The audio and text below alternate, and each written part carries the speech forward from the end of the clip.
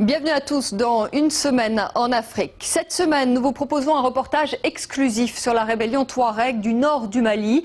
La semaine dernière, les rebelles ont libéré leurs derniers prisonniers, signe peut-être d'une paix avec le gouvernement malien, une paix qui a pourtant bien du mal à s'installer. Les espoirs, on le sait, ont souvent été déçus. Cela fait presque 50 ans maintenant que les Touaregs se battent pour plus d'autonomie. Ils entendent préserver leur culture, leur identité, tout en espérant une intégration dans la société malienne. François-Xavier Freland est allé à la rencontre de ces rebelles et de l'un de leurs chefs, Ibrahim Bahanga. Il les a rencontrés dans le nord du pays, près de Kidal, non loin de la frontière avec l'Algérie et le Niger. C'est un reportage exclusif pour France 24. Voici Kidal, une ville insoumise depuis toujours. Pour preuve, ces tanks abandonnés en pleine rue, ou encore ce petit cimetière français où reposent les corps des militaires de la pacification coloniale. Ici, le touriste ne se hasarde plus beaucoup. Demain, j'ai rendez-vous dans le désert avec les rebelles, à 180 km du côté de Tinzaouaten, à la frontière algérienne.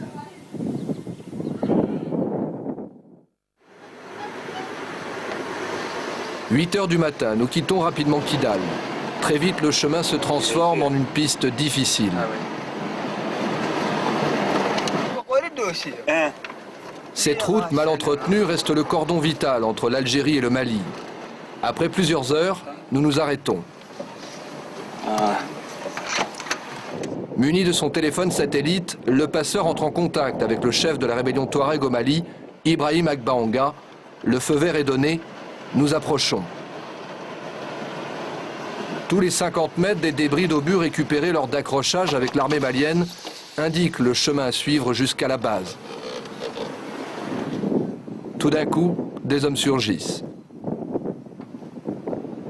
Nous voici chez les rebelles des collines de l'Adrar. Il règne ici une certaine décontraction. Ces hommes sont sans armes. Le mouvement Alliance Touareg du Nord Mali a déclaré un cessez-le-feu temporaire. Cérémonial obligé chez les Touaregs, on commence par prendre le thé.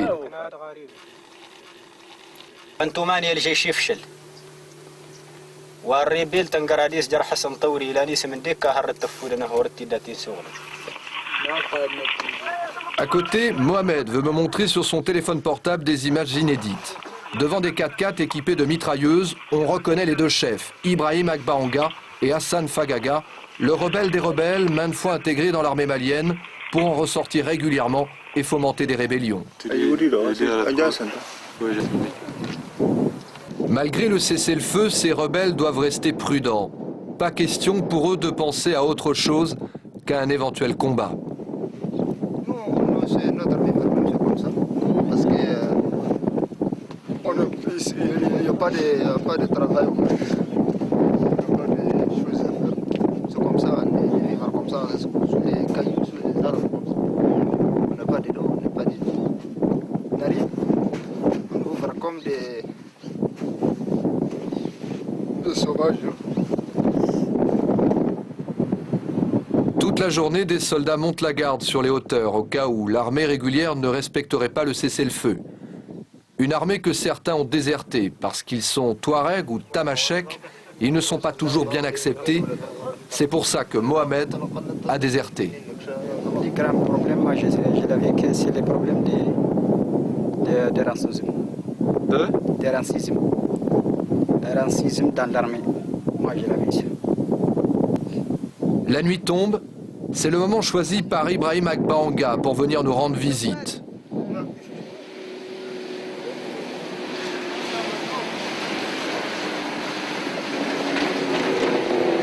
Voici donc le chef guerrier Touareg du Nord Mali. La presse malienne présente ce combattant formé en Libye dans les années 80 comme un bandit, un assassin, un illuminé. Après le repas, le chef rebelle accepte de répondre aux questions. Faute de lumière, une voiture est postée plein phare devant l'une des collines. Ce que nous voulons aujourd'hui, c'est ce que nous voulions déjà en 1992, c'est-à-dire depuis bien longtemps. C'est un peu plus d'autonomie dans notre région, un peu plus de développement, plus de tranquillité. plus de sécurité. Alors il y a eu la signature des accords d'Alger. Cela devait garantir le développement de la région. Et en fait, le gouvernement a fait du sabotage en ne respectant pas ces accords. Il a fait le contraire en déployant ses forces de sécurité au nord-est et en proférant des menaces. C'est ce qui explique le dernier soulèvement. Si l'État continue avec cette stratégie, cela va fortifier notre mouvement. On va finir par demander une autonomie de gestion. Et en fait, on ira plus loin que l'accord d'Alger.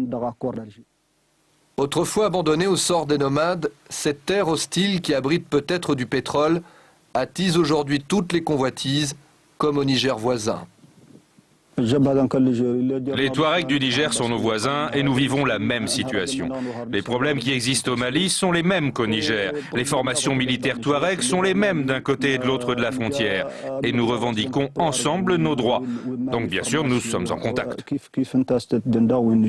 On dit que les troupes d'Agbanga rendent des services et se font rendre des services aussi parfois par les salafistes proches d'Al-Qaïda.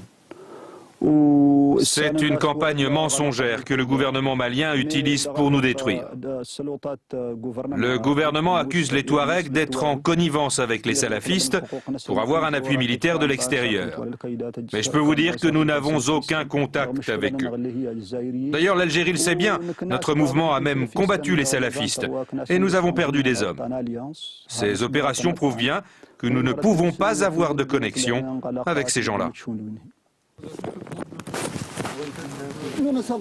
Après une demi-heure, impatient, le chef de la rébellion Touareg interrompt la conversation. Autre chose à dire, ça va? Ça va.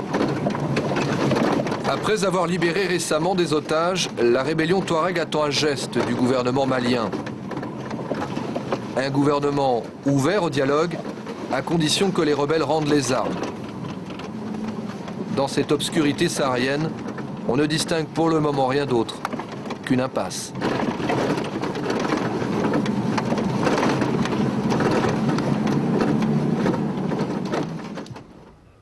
Voilà, c'était une semaine en Afrique un peu particulière, mais le document que vous venez de voir est un document exclusif, un document rare sur ces rebelles Touaregs du nord du Mali. On se retrouve la semaine prochaine, même heure, même continent. Merci à vous tous de votre fidélité.